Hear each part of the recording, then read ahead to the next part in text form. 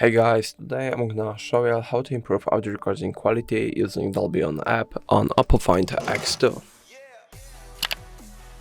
Firstly, go into Google Play Store, tap on search bar and search up Dolby. Now install Dolby On app. Now once your installation has succeeded, you can open the app. Skip. Not now.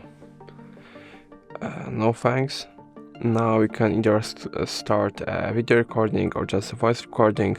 I will start a voice recording. We have to grant a permission to microphone. Let's start it now. And I'm also going to finish it very quickly just to show you all how this app works. So let me stop that recording. Now tap on got it. Then in the bottom left corner we are able to enter our gallery, so let's head there, and here is the video, recording that we have just made. And if this icon is colorful, it means that recording is being played with effects of Dolby On app.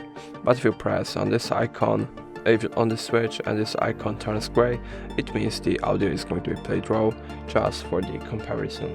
So that's going to be all. If I helped you, please leave a like and subscribe. And if you have no questions, let us know in the comments.